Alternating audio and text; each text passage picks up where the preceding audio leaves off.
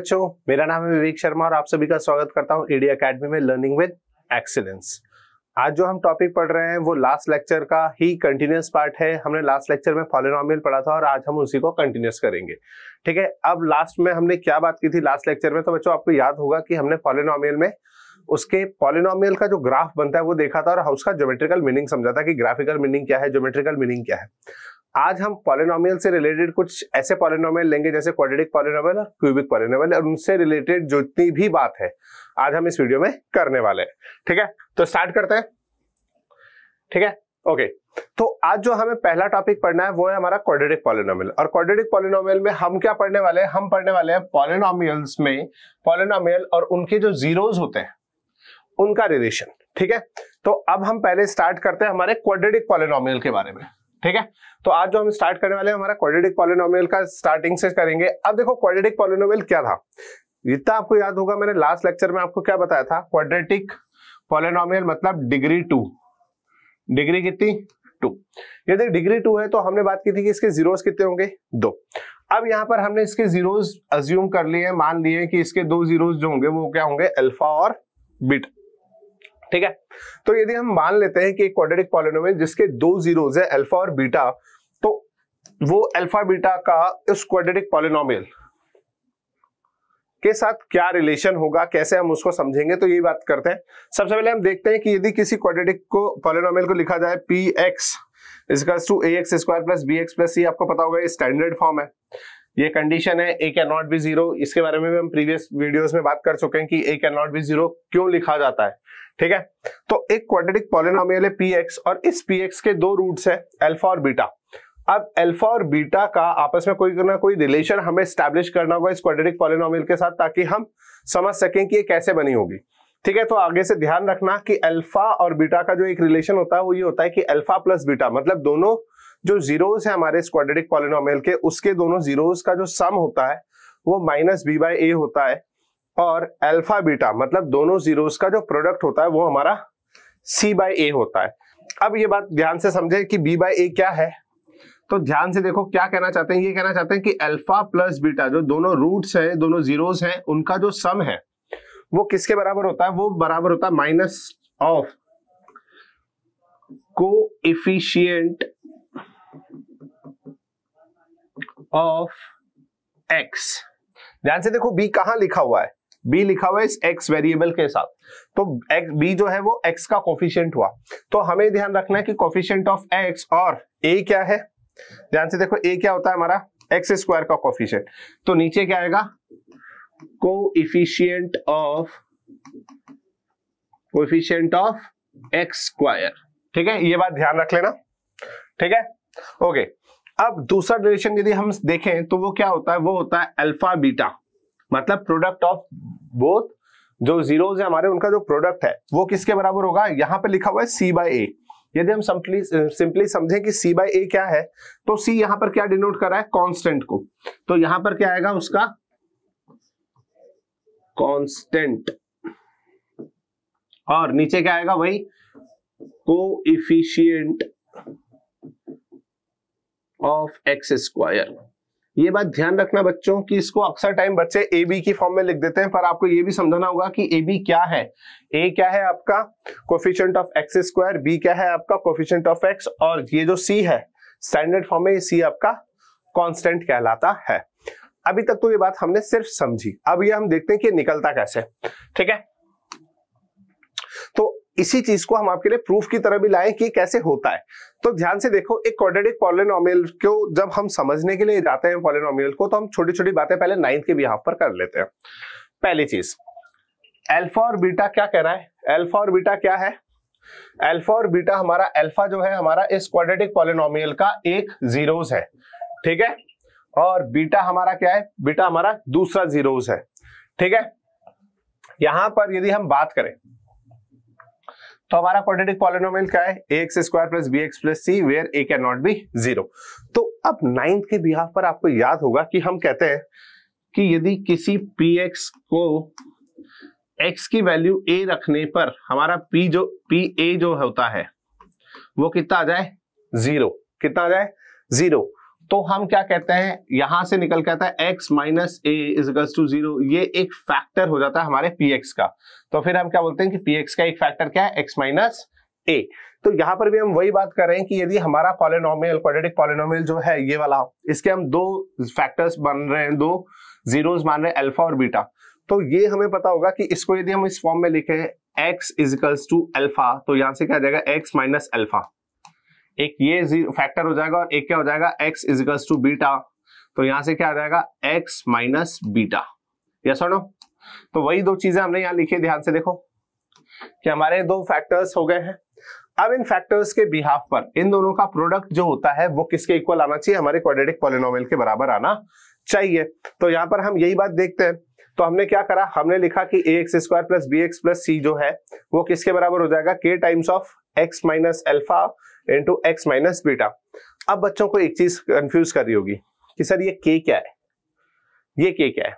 तो ध्यान से देखो बेटा, एक बात छोटी सी लॉजिकली आप ध्यान से देखो, यहां x स्क्वायर का कोफिशिएंट है, क्या है a, पर यदि हम यहां पर इन दोनों को विदाउट k मल्टीप्लाई करते हैं तो x इंटू एक्स क्या बन जाएगा, ये देखो यहां पर हमने कर भी रखा है, अगले स्टेप में x स्क्वायर बन जाएगा। फिर कंपेयर करने के टाइम पर x स्क्वायर के आगे यहाँ a है और यहां पर कुछ नहीं होगा, तो इसलिए कई बार आपके जब x स्क्वायर के आगे कोफिशिएंट होता है तो अब उसको कैसे डिनोट करेंगे, तो इसलिए हमने स्टैंडर्ड फॉर्म को कंपेयर करने के लिए यहां पर एक कोफिशिएंट लगा दिया, न्यूमेरिकल कोफिशिएंट है जो आगे इसको बैलेंस कर देता है। ठीक है, तो अब सिंपली आपने x माइनस अल्फा को x माइनस बीटा से मल्टीप्लाई किया है, तो इस तरह से आंसर आ जाएगा। ठीक है, अब आपने इस ब्रैकेट को भी ओपन कर दिया तो k के साथ ये सब मल्टीप्लाई होके इस फॉर्म में आ जाएंगे। ठीक है, यहां पर आपको समझ में आ रहा होगा। अब ध्यान से देखो, इतना करने के बाद आपको 9th क्लास का एक्सपोनेंट्स याद होंगे। तो हम हमेशा कहते थे कि यदि 2 की पावर 5 इजिकल्स टू a की पावर 5 है तो it is only possible when bases are same. Yes और नो? तो हम जब कंपेयर करते थे तो हम किसी बिहाफ पर करते थे, ऐसा नहीं होता था कि हम यहाँ लिख रहे 2 की पावर 5 और यहाँ लिख रहे a की पावर b। तो ये जरूरी नहीं है कि इस कंडीशन में इक्वल हो, a भी बराबर हो जाए 2 के और b भी बराबर हो 5 के, ये एक जनरल सिचुएशन नहीं हो सकती, फिर हमें इसको और भी कुछ करना पड़ेगा। ठीक है, तो यही बात हम यहाँ पर भी ध्यान रखते हैं कि जब हम कंपेयर करते हैं तो किसी एक चीज को सेम होना चाहिए। जैसे यहाँ पर ध्यान से देखो, वेरिएबल सेम हो गया, एक्स स्क्वायर है, फिर एक्स है और फिर एक कांस्टेंट है।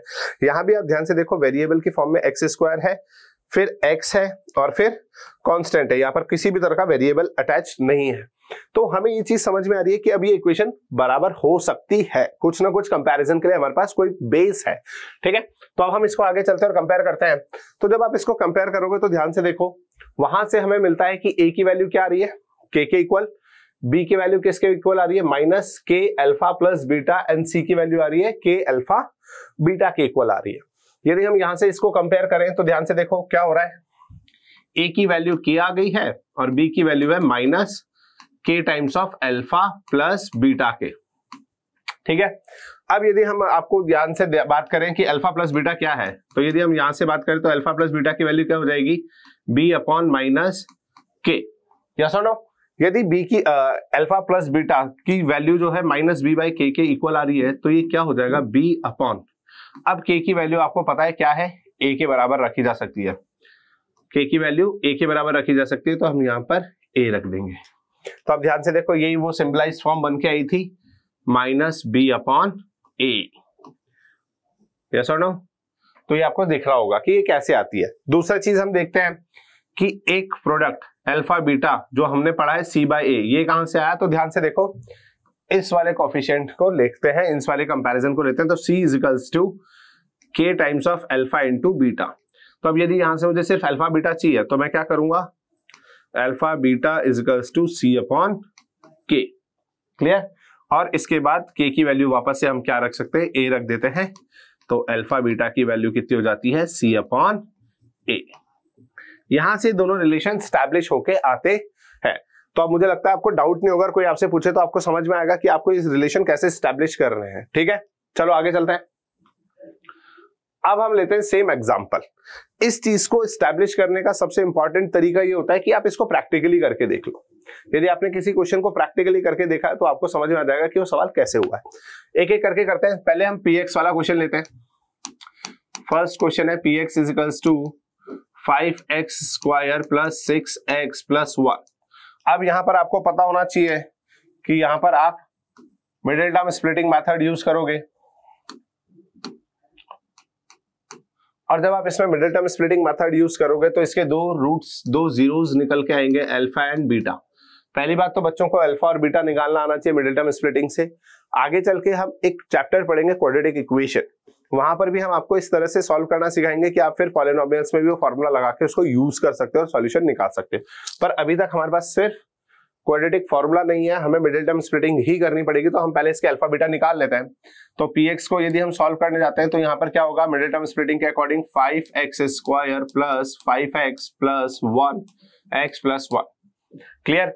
अब ये कैसे हुआ है यदि आपको ये जानना है तो हमारी प्रीवियस वीडियोस को देखिएगा। 9th क्लास में इसी टॉपिक को हमने बनाया है, जहां पर हमने आपको सिखाया कि मिडिल टर्म स्प्लिटिंग कैसे की जाती है। तो 9th क्लास के टॉपिक्स में आपको ये बहुत इजीली मिल जाएगी। और फिर भी आपको डाउट आता है तो आप हमें बताइएगा, हम इसके लिए आपको शॉर्ट वीडियोस और प्रोवाइड कर देंगे। ठीक है, तो 5x² प्लस 5x और यहाँ x प्लस 1। अब हम इसको सिंप्लीफाई करते हैं तो इन दो में कॉमन लेना होता है। 5x यहाँ कॉमन आएगा तो यहाँ बचेगा x प्लस 1 प्लस, अच्छा यहां देखिए तो यहां पर 1 कॉमन आएगा और x प्लस 1 आ जाएगा। अब यदि हम इसको सिंप्लीफाई करें तो x प्लस 1 कॉमन हो गया और दूसरे ब्रैकेट में बच जाएगा 5x प्लस 1। यहां से जो दो वैल्यूज निकल के आती हैं x की, एक x की वैल्यू निकल के आई -1 और एक वैल्यू निकल के आ रही है x की -1/5। तो अब आप इनमें से किसी भी एक को अल्फा नाम दे सकते हो और किसी को एक को नाम बीटा दे सकते हो, अल्फा एंड बीटा। ठीक है, मैंने इसको अल्फा दिया, इसको बीटा दिया, आप रिवर्स भी कर सकते हो, उससे कोई फर्क नहीं पड़ेगा। अब हम वो रिलेशन स्टैब्लिश करने जाते हैं। तो ध्यान से देखो, रिलेशन क्या था? रिलेशन था अल्फा प्लस बीटा की वैल्यू जो है वो -b/a के इक्वल होती है। ठीक है, तो अब सबसे पहले इसी रिलेशन को देखते हैं कैसे होता है। तो अल्फा की वैल्यू मैंने यहाँ पर -1 अज्यूम करी है तो -1 आएगी, और बीटा की वैल्यू मैंने -1/5 करी है तो प्लस -1/5। ठीक है, साथ ही साथ माइनस b की वैल्यू यदि इस इक्वेशन से कंपेयर किया जाए तो आपको पता लग जाएगा a की वैल्यू यहाँ 5 है, this is your a, this is your b and this is your c। अब एक बात ध्यान रखना बच्चों, यदि ये छोटी सी बात आपने ध्यान नहीं दी है तो, कि हमेशा जब भी आप इस तरह के सवालों की बात करते हो तो आपको ध्यान रखना है कि कई बार यहाँ पर माइनस का साइन होता है। तो b में यदि आपको कोफिशिएंट कंपेयर करने हो या कोफिशिएंट निकालने हो तो b के साथ यदि माइनस लगा है तो 6 के आगे माइनस को भी अज्यूम करना है, मतलब b की वैल्यू वहां पर एक इनबिल्ट माइनस और जाएगा। एक तो इनबिल्ट ऑलरेडी माइनस है, b के कोफिशिएंट की फॉर्म में भी एक माइनस और जाएगा, तब जाके वो बैलेंस होगी। क्लियर? तो ये बात ध्यान रखना, जब जब ऐसी कंडीशन आएगी तो b में आ सकता है, c में आ सकता है, a में भी आ सकता है। तो जब जब ऐसा आए तो a b c को हमेशा विद साइन कंसीडर करना है, प्लस है तो ठीक है, माइनस के केस में माइनस को स्पेशली याद रखना होता है। ठीक है, अब यहां हम डालते हैं तो यहाँ b की वैल्यू है +6 और a की वैल्यू है यहाँ पर 5। तो आंसर आना चाहिए -6/5। यदि इस ब्रैकेट को खोल दे तो 6/5 आना चाहिए। तो राइट साइड का पार्ट तो आ गया, अब हमें कंपेयर करना है लेफ्ट साइड के पार्ट से। तो हम इसको ओपन करते हैं, -1 प्लस माइनस माइनस तो 1/5। अब आप क्या ले सकते हो इसमें, इसके नीचे 1 अज्यूम करके एलसीएम लोगे तो 5 -1 -5, सॉरी रिवर्स ऑर्डर में लिख दिया। ठीक है, एक सेकेंड। तो यहां पर जब आप एलसीएम लोगे तो 1 की टेबल में 5 से यहाँ 5 आएगा माइनस का और यहाँ पर 1 आएगा, तो इसका ओवरऑल आंसर क्या हो जाएगा -6/5। तो ध्यान से देखो, एलएचएस और आरएचएस दोनों साइड 6/5 आ गया है। देखो, और यदि ये बराबर आया तो हमारा पहला रिलेशन एस्टैब्लिश हो गया है कि -6/5 लेफ्ट साइड भी आ रहा है और -6/5 राइट साइड भी आ रहा है। तो पहला रिलेशन तो एस्टैब्लिश हुआ। दूसरा रिलेशन देख लेते हैं फटाफट से। एक रिलेशन हम यहां कर रहे हैं, अल्फा बीटा दोनों का प्रोडक्ट जो होता है वो c/a के बराबर होता है। अब यदि हम यहाँ कंपेयर करें तो अल्फा जो हमारा है वो -1 है और बीटा जो है हमारा -1/5 है। और यहाँ पर यदि हम c/a की वैल्यू देखते हैं तो c/a की वैल्यू यहाँ पर 1 और 5 आएगी, तो 1/5। तो बेसिकली पॉजिटिव आना चाहिए। तो राइट साइड का पार्ट तो हमारा आ गया है। ठीक है, ज्यादा कर तो उसको ब्रैकेट में यूज कर सकते हो और एक स्टेप बढ़ा सकते हो, तो यहाँ 1/5 आ जाएगा। अब इसको यदि हम करते हैं तो ध्यान से देखो, यहाँ माइनस माइनस है। सबसे पहले हम साइन को ही सॉल्व कर लेते हैं। तो यदि हम साइन को सॉल्व करने जाते हैं तो माइनस माइनस सॉल्व होगा तो क्या हो जाएगा, प्लस का। तो देखो मैच कर गया, यहाँ प्लस लिखा हुआ नहीं है पर हमेशा याद रखना कि यदि कहीं कुछ साइन नहीं है इसका मतलब वहां प्लस ही होता है। तो प्लस आ गया और यहाँ भी प्लस आ गया। 1/1 into 1/5। ठीक है, यदि इस तरह से देखा जाए तो 1 into 1 1 एंड 1 into 5 5। तो यहां से LHS और RHS मैच कर जाता है, मतलब ये रिलेशन स्टैब्लिश हो गया है। ठीक है, तो यहाँ पर आपको ये दिख रहा होगा कि यहाँ पर दोनों रिलेशन सही हो गए हैं। अब यही सवाल हम एक और बार करते हैं, और इस बार हमने दूसरे सवाल के लिए करेंगे। अभी हमने PX वाले सवाल के लिए करा था, जहां पर हमने देखा था कि ABC अवेलेबल थे। इस वाले क्वेश्चन में स्पेशलिटी यह है इस क्वेश्चन की कि इस क्वेश्चन में ABC जो है हर चीज अवेलेबल नहीं है। तो हमें पहले बात तो ये समझना होगा कि क्या ये रिलेशन हर बार स्टैब्लिश होगा, जब ABC में से ए तो अवेलेबल होना ही चाहिए पर B और C में से कोई चीज अवेलेबल नहीं है। तो बिल्कुल आज ये हम इस चीज के लिए देख लेंगे। तो देखो बेटा, यहाँ पर A की वैल्यू आप बता सकते हो 1 आएगी, B की वैल्यू यदि आप ध्यान से देखो तो यहाँ Z है भी और नहीं भी। यदि हम इसको इस तरीके से लिखना चाहें तो इसका मतलब ये हुआ 0.Z -1। यस और नो? तो इसका मतलब हमारे B की वैल्यू यहाँ पर 0 है और C की वैल्यू हमारी -1 आएगी, क्योंकि इसका स्टैंडर्ड इक्वेशन से यदि हम इसको कंपेयर कर रहे हैं तो C का साइन प्लस होना चाहिए, पर यहाँ माइनस है, इसका मतलब C का साइन जो है वो -1 कोएफिशिएंट की तरह C को -1 अज्यूम करना पड़ेगा। ठीक है, अब यदि हम यहाँ देखते हैं तो वही रिलेशन स्टैब्लिश करते हैं। इससे पहले हमें इसके रूट्स निकालने होंगे, जीरोस निकालने होंगे। तो हम QZ को सॉल्व करते हैं, Z² -1। तो यहाँ से हमें सिंपली फॉर्मूला दिखता है कि यहाँ A² -B² का फॉर्मूला लगाया जा सकता है, which is equals to A + B × A - B। तो यदि हम इसको सिंप्लीफाई करते हैं तो Z² -1 का स्क्वायर इसको लिखा जाएगा, जिसका मतलब Z +1 × Z -1 होगा। और अब यहाँ से यदि हम Z की दो वैल्यूज अज्यूम करें तो -1 और Z की एक वैल्यू +1 आएगी। क्लियर? तो मैंने फिर वही इसको अल्फा मान लिया और इसको बीटा मान लिया, आप रिवर्स मान सकते हैं। यदि आप इसको इस तरह से सॉल्व करते हैं तो एक स्टेप के बाद अब आपको वही रिलेशन स्टैब्लिश करने होंगे। चलो यहाँ पे फटाफट से हम वो दोनों रिलेशन देख लेते हैं। तो अल्फा प्लस बीटा की जो वैल्यू है वो -B/A के बराबर होनी चाहिए। यस और नो? तो यहाँ पर B की जो वैल्यू आई है हमारी वो 0 आई है, तो ब्रैकेट के अंदर 0 और A की वैल्यू हमारी यहाँ पर 1 है। क्लियर? अल्फा प्लस बीटा की वैल्यू के हिसाब से हम देखें तो एक बार हमें -1 लिखना है और एक बार +1 लिखना है। तो यहाँ पर भी ये सिंप्लीफाई हो जाएगा, तो LHS में भी 0 है और RHS में भी 0 आ रहा है। इसका मतलब ये हमारा रिलेशन स्टैब्लिश हो गया है, ये चीज सही है यहां पर भी। और दूसरा देखते हैं alpha into beta which is equal to C/A।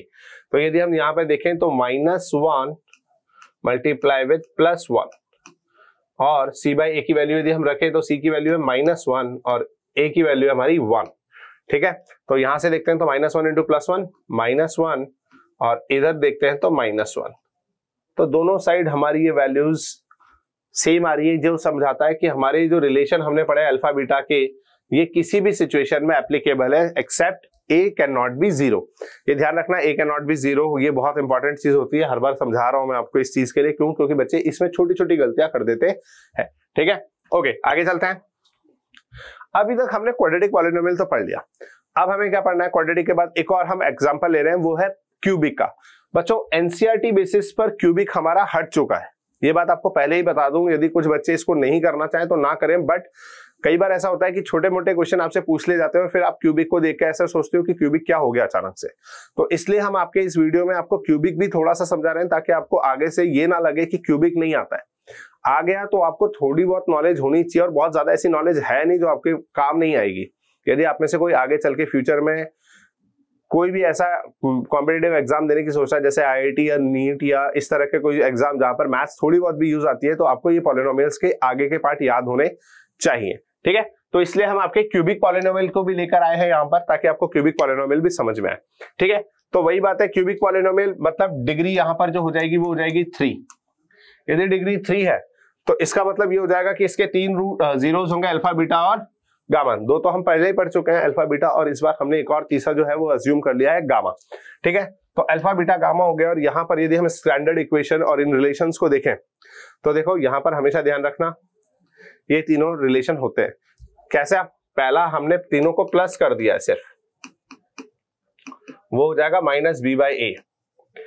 ठीक है, दूसरा जो होता है एक बार में दो का प्रोडक्ट, जैसे हमने वहां पर सिर्फ अल्फा बीटा था, क्योंकि वहां पर गामा 0 था, डिग्री 3 थी नहीं। यदि हम देखते तो ये अल्फा बीटा आ रहा है, सेम रिलेशन है, बस यहाँ तीसरे केस में गामा ऐड हो गया।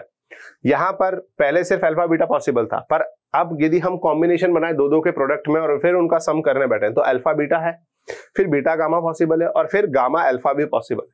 तो ये 3-3 का हो जाता है, इसलिए हम दो के प्रोडक्ट के हिसाब से इसको देखें तो दो के प्रोडक्ट का सम जो बनता है वो C/A के हिसाब से बन जाता है।